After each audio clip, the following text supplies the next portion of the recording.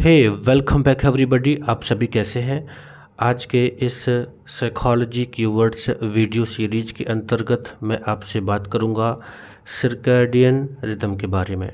इससे जुड़े जो भी पॉइंट्स हैं वो डिस्कस करूंगा, तो आप वीडियो के अंत तक बने रहें।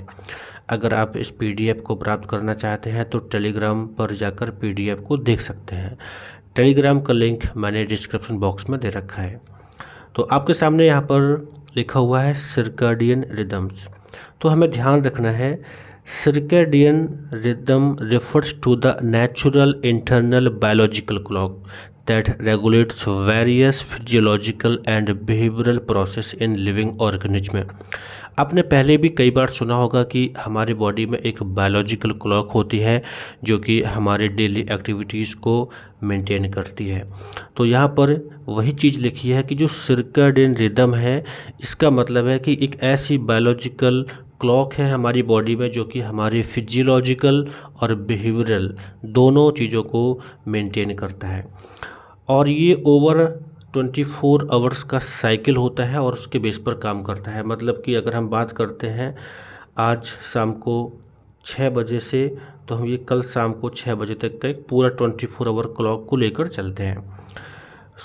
यहाँ पर हमें ध्यान रखना है, सर्कैडियन जो शब्द है that comes from the Latin word सिरका एंड इसका मीनिंग होता है अराउंड एंड DIEM डियम, इसका मतलब है डे से।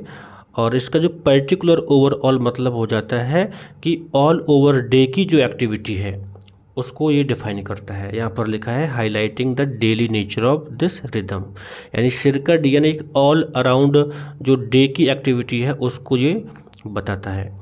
अब हम आगे देखेंगे कि जो सर्कैडियन रिदम है कैसे हमारे पूरे दिन को एक तरीके से मेंटेन करता है। तो यहाँ पर आप देखेंगे, आपके सामने लिखा हुआ है circadian rhythm is a fundamental aspects of human physiology and play a crucial role in maintaining a healthy sleep wake cycle and over well-being। हमें ध्यान रखना है कि सर्कैडियन रिदम यानी जो ये फुल डे प्रोसेस का जो एक रिदम है, ये बहुत ही महत्वपूर्ण पार्ट है ह्यूमन फिजियोलॉजी का और बहुत ही महत्वपूर्ण एक रोल प्ले करता है हमारे हेल्थ को मेंटेन करने में, जिसमें स्लीप वेक साइकिल, हम सोते कब कैसे हैं उसको लेकर भी, या हमारी ओवरऑल वेलबीइंग को लेकर।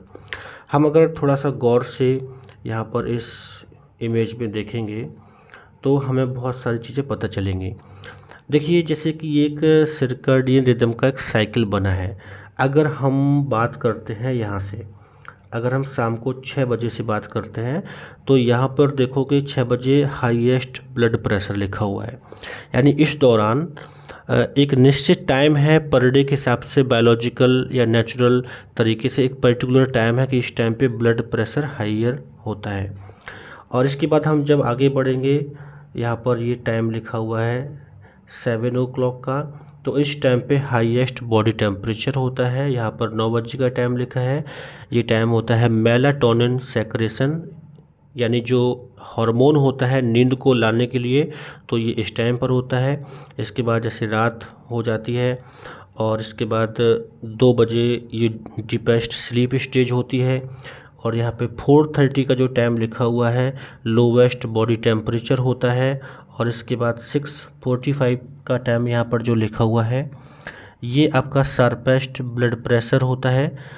और इसके बाद यहाँ पे 7:30 का जो टाइम लिखा है मेलाटोनिन सीक्रेशन स्टॉप्स, यानी इस टाइम पे सुबह मेलाटोनिन बंद हो जाता है। आपको पता है कि जो मेलाटोनिन हार्मोन होता है वो आपके सोने के लिए आपकी हेल्प करता है। तो जैसे ही रात होती है, बोलते हैं ना कि अंधेरा होता है तो मेलाटोनिन निकलना शुरू होता है।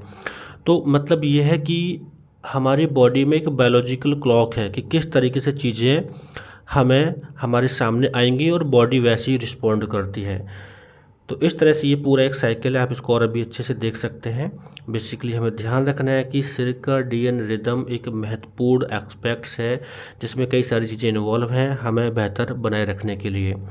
अब यहाँ पर देखिए कुछ एस्पेक्ट्स मैंने और लिख रखे हैं स्लीप वेक साइकिल, जैसे कि आपके सामने यहाँ पर लिखा हुआ है the circadian rhythm plays a crucial role in regulating the timing of sleep and wakefulness. हम कब जागते हैं, कब सोते हैं, ये सर्कैडियन रिदम के अंतर्गत आता है। It helps determine when you feel most alert and awake during the day and when you naturally feel sleep at night, है ना। इसके बारे में पता चलता है। बॉडी टेम्परेचर अभी हमारा यहीं से मेंटेन होता है। Body temperature tends to rise during the day and fall at night. Body temperature दिन के दौरान बढ़ जाता है और नाइट में कम हो जाता है। In sync with the circadian rhythm this temperature variation can influence alertness and sleepiness. हमारे ये जो टेम्परेचर है हमारे अलर्टनेस और स्लीपनेस को ये वेरिएट भी करता है। इसके बाद ध्यान रखना है हार्मोन प्रोडक्शन की बात है या मेटाबॉलिक फंक्शंस की बात है, ये चीज़ें भी सर्कैडियन रिदम के थ्रू कंट्रोल होती हैं। जैसे कि अभी मैंने आपसे हार्मोन की बात की थी तो मेलाटोनिन की बात की थी, है ना। मेलाटोनिन हार्मोन हमारे स्लीप के लिए काम करता है, आपको अच्छे से पता होगा। इसके बाद मेटाबॉलिक फंक्शंस यहाँ पे लिखा हुआ है। Circadian rhythm also affects various metabolic process like digestion, regulating of blood sugar levels. ठीक है, हमारा जो डाइजेशन है, ब्लड शुगर लेवल्स है, इन चीज़ों को कंट्रोल करता है।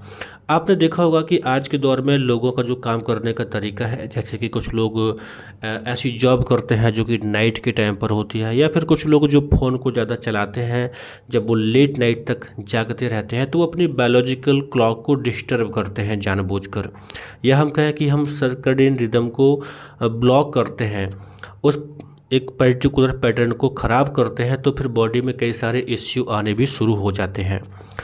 यहाँ पर एक और अच्छा सा पॉइंट लिखा हुआ है आपके सामने, कॉग्निटिव एंड बिहेवियरल पैटर्न। हमें ध्यान रखना है कि सर्कैडियन रिदम से हमारे कॉग्निटिव एंड बिहेवियरल पैटर्न भी इम्पैक्ट होते हैं।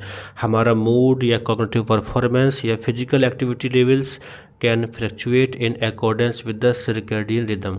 अगर सर्कैडियन रिदम अपने हिसाब से पैटर्न पे सही से चलता रहेगा तो सब चीज़ें बेहतर होती हैं, और नहीं चलेगा तो फिर इश्यू भी हो सकते हैं।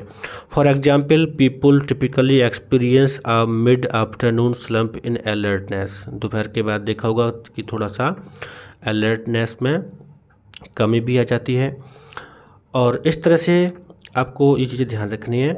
The circadian rhythm is primarily driven by an internal biological clock located in the suprachiasmatic nucleus.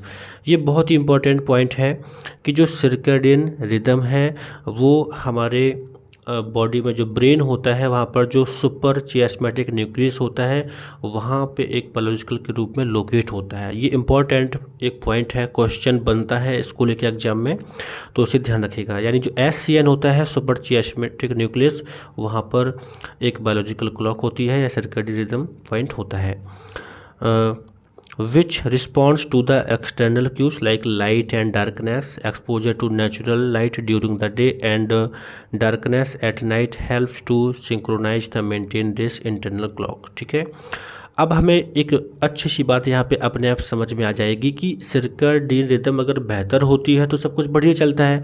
अगर ये डिस्टर्ब होती है, अगर सर्कैडियन रिदम गड़बड़ होती है, बायोलॉजिकल क्लॉक अगर अपने पैटर्न में काम नहीं करती है, तो सीधी बात है कि हमारे बॉडी में बहुत सारी प्रॉब्लम्स होंगी। अगर जैसे हम लेट नाइट फ़ोन को चलाएंगे तो जो मेलाटोनिन निकलने का एक पर्टिकुलर टाइम होता है, अगर वो डिस्टर्ब होगा तो सीधी सी बात है कि नींद हमारी ख़राब होगी, है ना। तो सर्कैडियन रिदम अगर डिस्टर्ब होती है तो कुछ प्रॉब्लम्स हो सकती हैं, जैसे कि jet lag, certain medical conditions हो सकती हैं। It can lead to sleep problems भी हो सकती हैं, fatigue and other health issues भी क्रिएट हो सकते हैं।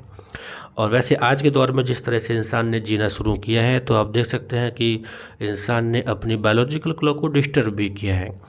तो इस तरह से सर्कैडियन रिदम के बारे में जो भी चीज़ें हैं ध्यान रखिएगा, और इस PDF को टेलीग्राम पर आप देख सकते हैं। कुछ पॉइंट्स अपनी डायरी में नोट डाउन कर सकते हैं और अपनी लर्निंग को आप अच्छा बना सकते हैं। So thank you for this, and हम जुड़े रहेंगे और कुछ ऐसे ही नई चीज़ों को सीखते रहेंगे।